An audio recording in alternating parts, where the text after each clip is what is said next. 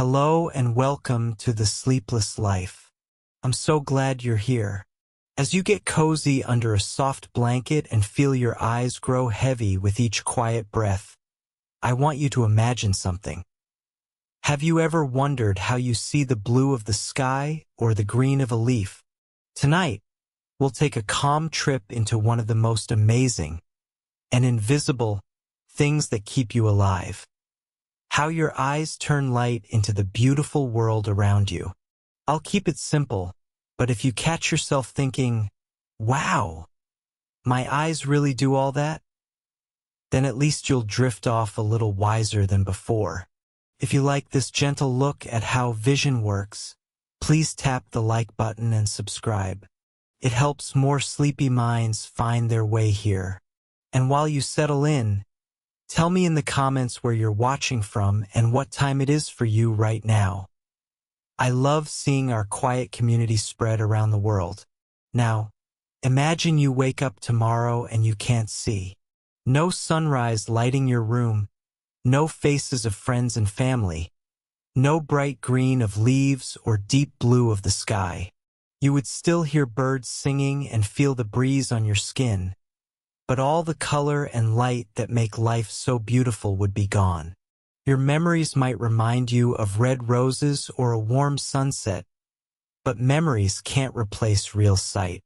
Tonight, we're going to step inside your own eyes, into the clear dome that greets each sunrise, the gentle ring of color that widens at a loved one's smile, the tiny lens that bends light so you can read your child's first words, and we'll discuss every part of the human eye, from front to back, to discover how each layer and muscle works together to let you feel the warmth of a golden sunset, catch the sparkle in someone's eyes, and savor every bright moment life gives you.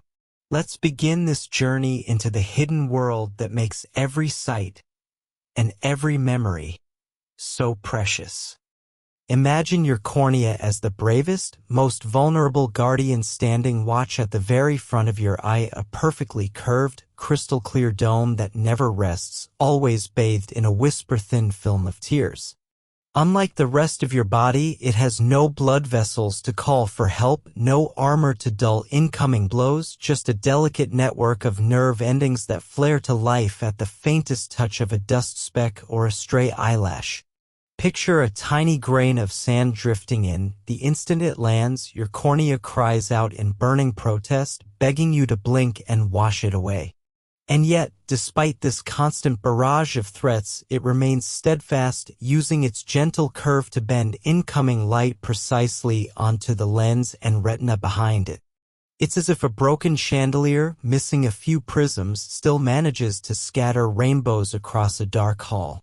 Underneath its smooth surface lie 5 remarkable layers, the outermost epithelium, a thin shield of fast-healing cells that slough off and renew themselves every few days. The Bowman's layer, a tough membrane that helps maintain shape. The stroma, which makes up 90% of its thickness with hundreds of transparent layers of collagen fibers perfectly aligned so light passes straight through. Dua's layer, a recently discovered, super-strong membrane that reinforces the stroma, and finally, the endothelium, a single-cell, thick lining that pumps fluid out to keep the cornea crisp and clear.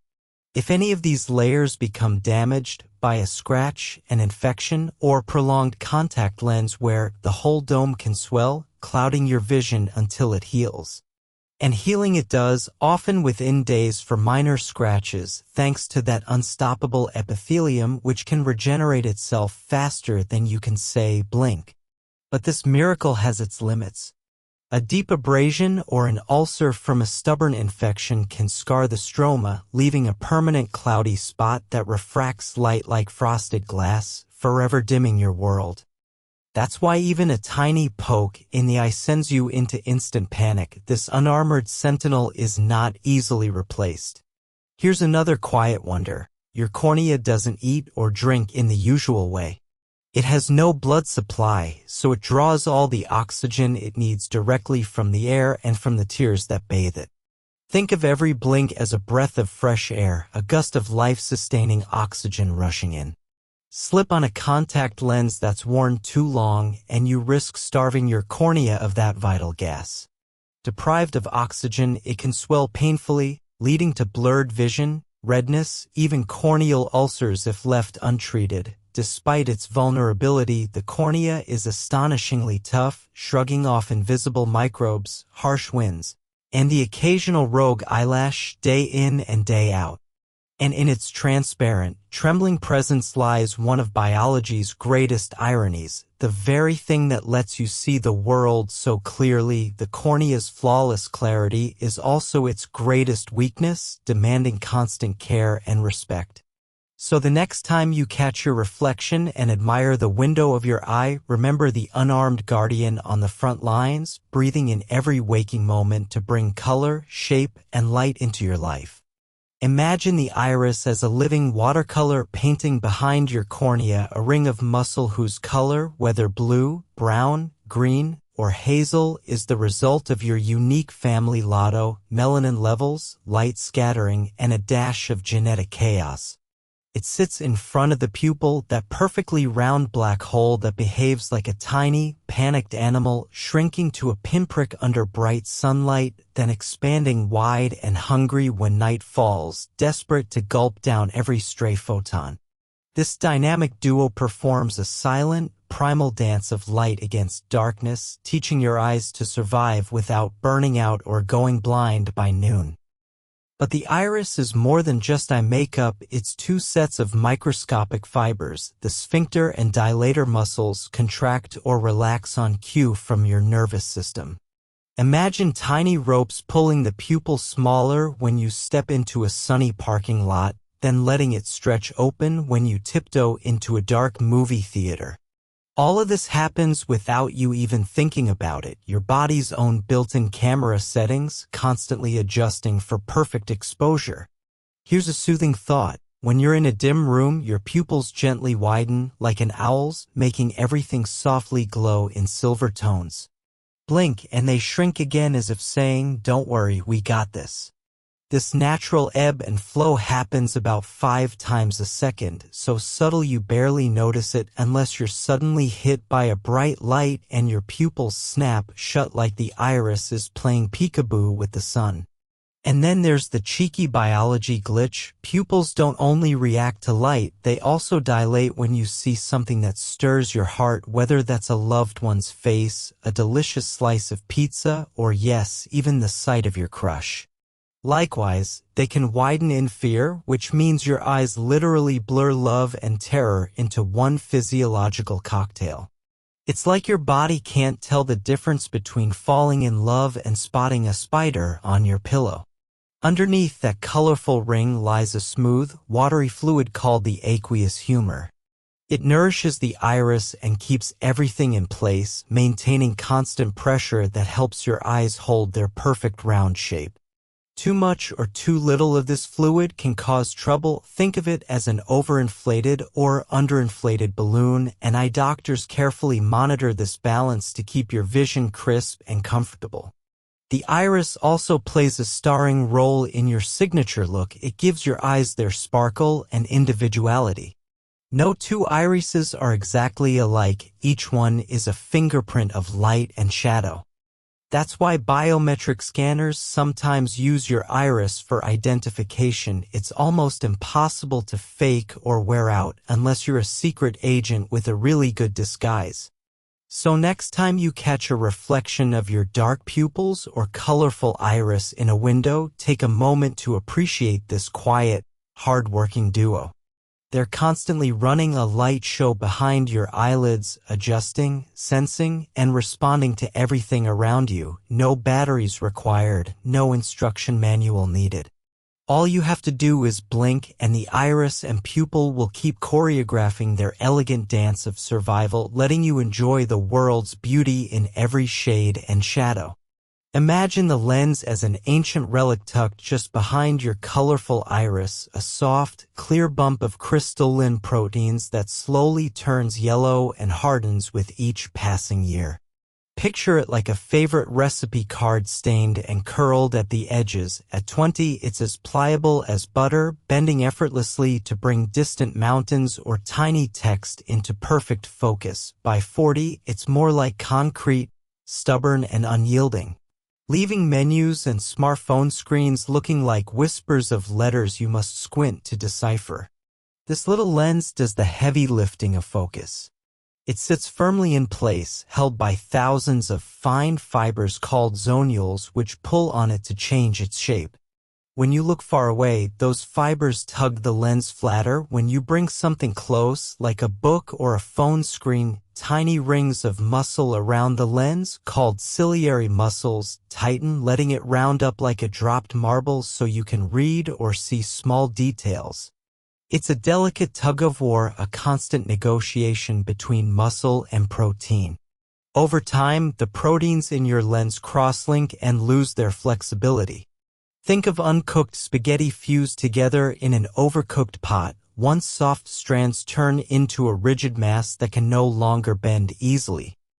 That change is called presbyopia, and it's why your thumbprint-sized text looks blurry at arm's length and why you instinctively hold your phone closer or push it farther away as the pages of a novel blur into a ghostly haze. It's not just getting old, it's your lens fossilizing, layer by layer, in real time. Here's a soothing truth: close your eyes and gently press your fingertips near your temples. Can you feel a tiny pulse or tingle? That's your ciliary muscle straining to round that stubborn, aging lens for near vision, a silent scream inside your head, working overtime so you don't miss a word on the page. Give it a break now and then. Blink slowly, look into the distance, and let it relax. When this once buttery lens hardens, you might reach for reading glasses, letting external lenses do the bending for you. Think of them as a friendly crutch for your ancient relic, an easy fix that restores clarity without demanding more from your tired ciliary muscles. And if you ever find yourself flipping between multiple pairs of specs, you're in good company. Millions of us go through the same rite of passage. In rare cases, the lens can cloud completely, forming a cataract, a foggy window pane that dulls the world's colors. Surgeons then swap it out for a crystal-clear artificial lens, instantly lifting the fog and returning your sight to its former glory. It's like cleaning a dusty skylight or replacing a weathered windshield. Suddenly, the world snaps back into focus, bright and sharp. So next time you feel your eyes grow tired of reading fine print, take a moment to appreciate that aging lens. It's worked nonstop since you were born, tirelessly shaping light into the images you live by. Offer it a blink of gratitude, a stretch of your eyes, and if needed, a trusty pair of reading glasses. After all, even the most remarkable relic sometimes needs a little help to keep showing us the world in perfect focus. Imagine you're drifting through a silent, ghostly ocean inside your own skull. That's the vitreous humor, a clear, jelly-like gel that fills the space between your lens and retina. It's almost entirely water, with just a whisper of collagen fibers floating like tiny specters. When you stare at a blank, white wall or a bright sky, you might notice little dots, squiggles, or cobweb shapes drifting slowly across your vision. Those are floaters, bits of protein or dead cells gliding like shipwrecks in brine, casting little shadows on your retina. It's not a trick of the eyes, it's literally a miniature cemetery of cells sailing past whenever you glance around. As soothing as the idea of a gentle gel bath sounds, this ghost ocean can change over time. In youth, the vitreous remains firm and gelatinous, holding its shape like a perfectly set dessert. But as the years pass, that gel gradually liquefies. Imagine ice melting into water, letting those floaters move more freely and multiply, so you see more drifting specks and threads. Eventually, the gel can collapse away from the retina in a process called posterior vitreous detachment, PVD. When that happens, you might see a sudden shower of floaters or flashes of light, as if a silent storm has rolled into your ocular seas. Despite the haunting details, most floaters are harmless. You learn to ignore them, like picking out a single fallen leaf floating in a calm pond. Blinking gently or shifting your gaze helps the tide carry them away from your main line of sight, dragging them deeper into darkness where they no longer bother you. And though PVD can feel alarming, it's often just a natural part of aging your eye's internal landscape. In rare cases, if too much of that vitreous ocean pulls on the retina, it can lead to tears or detachment, which needs prompt medical attention. But for the vast majority of us, these drifting ghosts remain a quiet reminder of how alive and how delicate your vision truly is.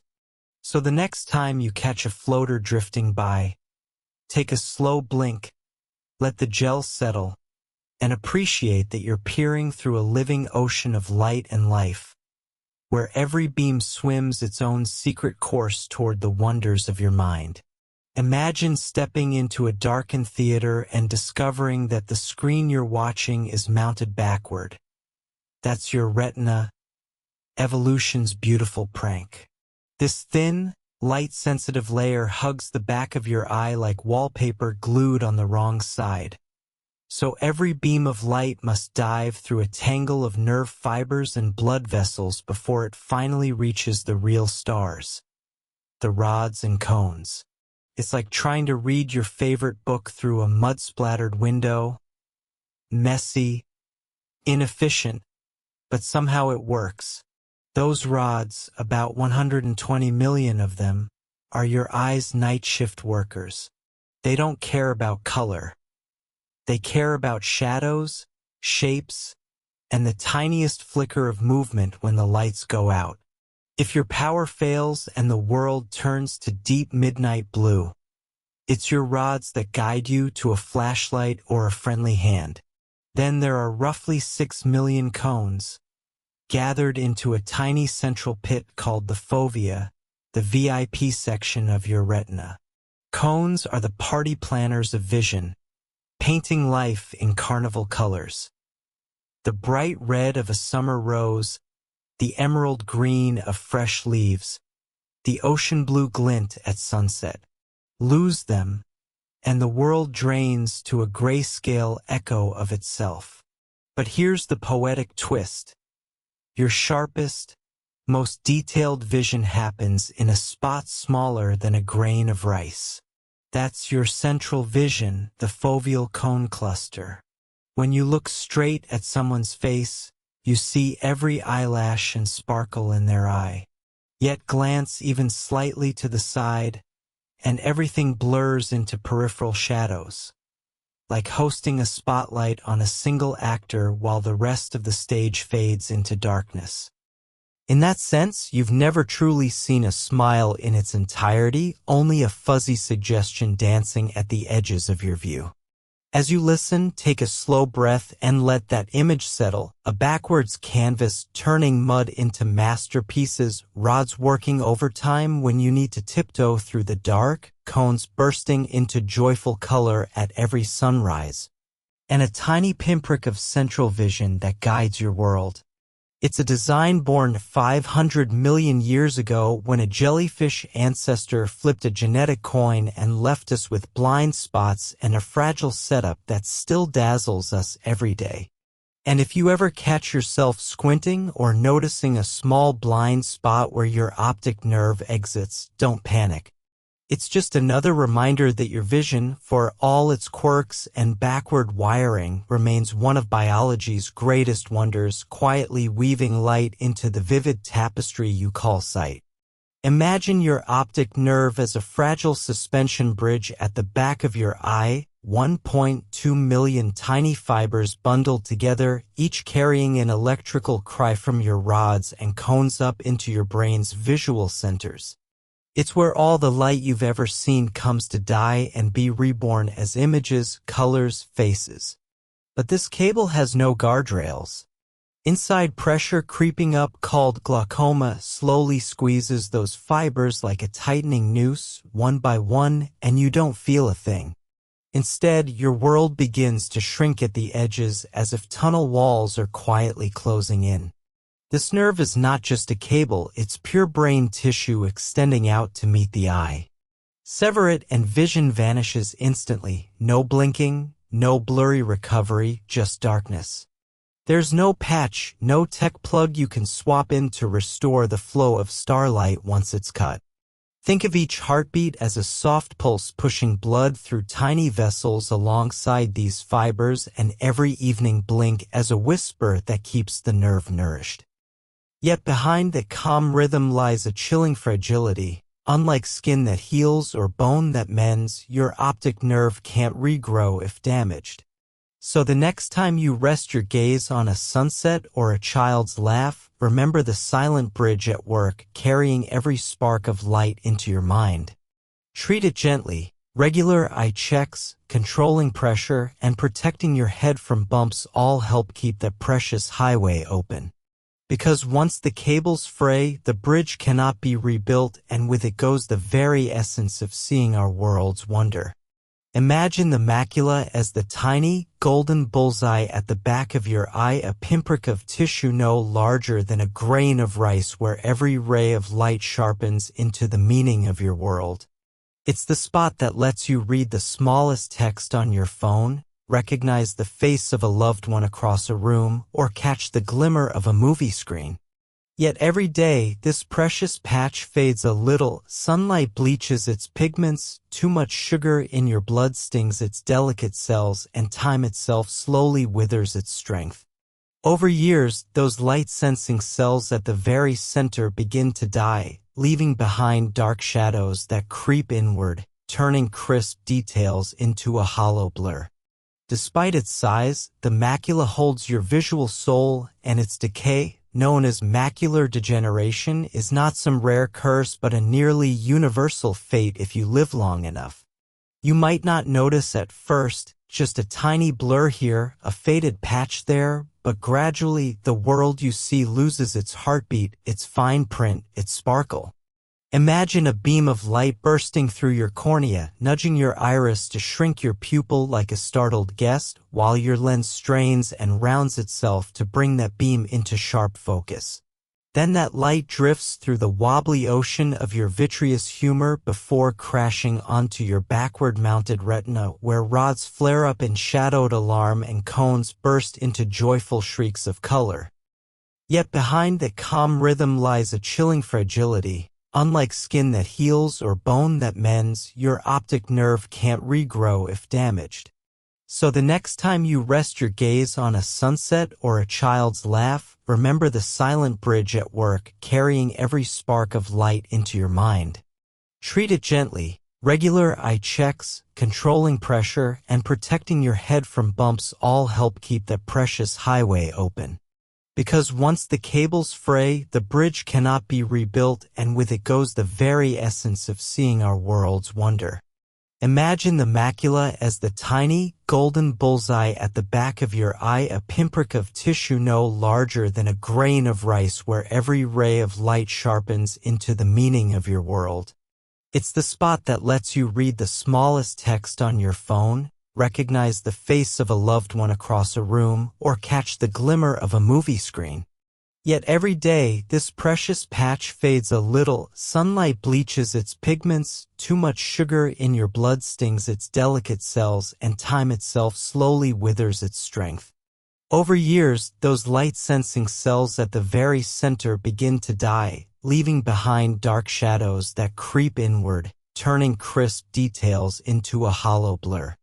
Despite its size, the macula holds your visual soul, and its decay, known as macular degeneration, is not some rare curse but a nearly universal fate if you live long enough. You might not notice at first, just a tiny blur here, a faded patch there, but gradually the world you see loses its heartbeat, its fine print, its sparkle. Imagine a beam of light bursting through your cornea, nudging your iris to shrink your pupil like a startled guest, while your lens strains and rounds itself to bring that beam into sharp focus. Then that light drifts through the wobbly ocean of your vitreous humor before crashing onto your backward-mounted retina, where rods flare up in shadowed alarm and cones burst into joyful shrieks of color. When we're talking about every part of the human eye, how could we possibly skip over eyelashes? Those little hairs that crown your lids might look like nothing more than fancy fringe, but they're actually the bouncers and lifeguards of your eyeball. First off, imagine your eyelashes as tiny, ultra-sensitive whiskers like the ones a cat has, minus the fur ball cleanup. Each lash can sense the slightest flutter of dust, sweat, or an ambitious mosquito. The moment that tiny speck drifts too close, your lashes send lightning-fast signals to your brain, and in the blink of an eye, literally, your lids snap shut to keep the invader out. It's like having an all-access security system built right into your face. But these hairs don't just shoo away pests. They also play a starring role in keeping your tear film even and cozy. Every time you blink, on average around 15 times a minute, your lashes give your eyes a gentle sweep, redistributing tears evenly across the surface. That tear layer acts like a windshield wiper on a rainy day. It smooths out any streaks, flushes out irritants, and helps your cornea breathe. Skip the blinking and you'd end up with dry, scratchy eyes, sort of like forgetting to put oil in your car engine and then wondering why it's squealing. Eyelashes even help control the light and glare. Yes, they're not just pretty accessories, they reduce the sun's glare by a few %, shading your eyes like miniature valances on a window. The next time you squint against bright sunlight, tip your head slightly and marvel at how those lashes are doing their best to keep you from turning into a human owl. Let's not forget the world of fashion and flirtation. Over millennia, humans have turned lashes into a full-on beauty industry. Mascara, lash curlers, false eyelashes, people will go to great lengths to make those tiny hairs look longer, fuller, more dramatic. It's wild to think that something originally meant to guard our vision has become a symbol of expression and style. You could say eyelashes went from bodyguard to headliner in the blink of an eye. Finally, there's the comedy of errors. Ever notice how you accidentally catch your eyelashes when you rub your eyes, leading to a weird tugging sensation? Or how a rogue lash sometimes spills into your eye and feels like you've swallowed a spaghetti strand?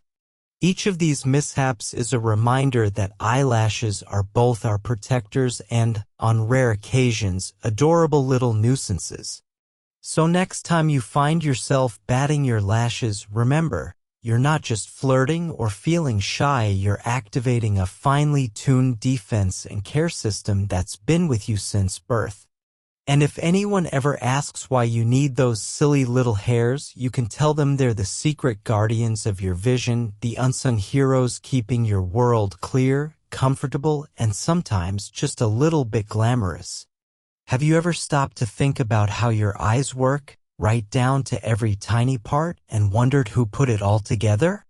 There's the cornea, a clear dome that bends incoming light, the aqueous humor, a thin fluid that nourishes and keeps your eyes shape, the iris, the colored muscle that opens and closes like a camera aperture, the pupil, the black hole that swells in the dark and shrinks in bright light, the lens, a living zoom that flattens for distance or rounds for reading, the ciliary muscles and zonules, tiny rings and fibers that tug the lens into focus, the vitreous humor, a jelly-like gel filling most of the eye so light passes cleanly to the back, the retina, a thin, backwards-mounted canvas where 120 million rods see in low light and 6 million cones capture color, the macula, a tiny golden bullseye for the sharpest detail, and the optic nerve, a fragile cable of over 1 million fibers that carries electrical signals straight to your brain. Think about watching your parents' eyes as they age, every laugh line and silver hair you capture and hold in your memory. Remember your children's first steps, their wide-eyed wonder at the world, all seen through this incredible living camera.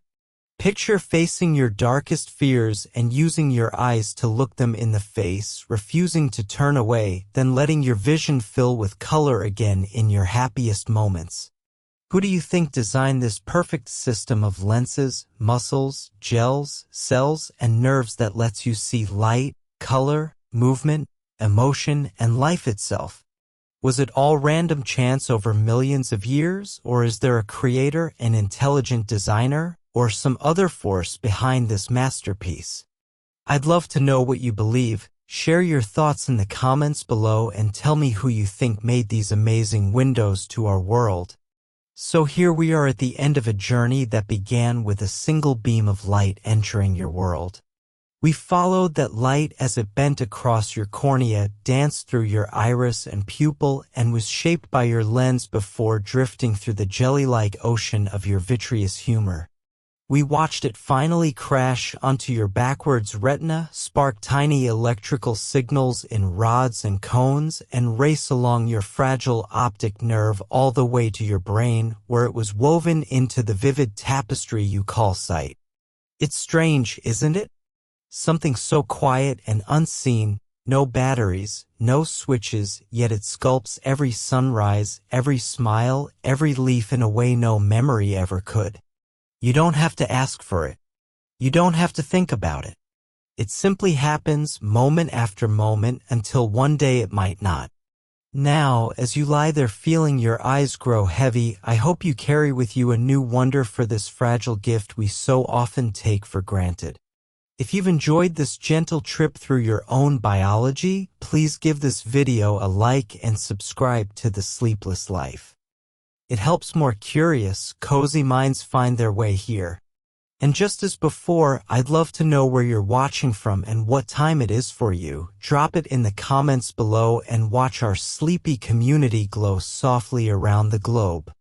Let your breath slow, let your thoughts drift, and know that every moment your eyes are quietly building the world you love. Sleep well, and I'll see you next time.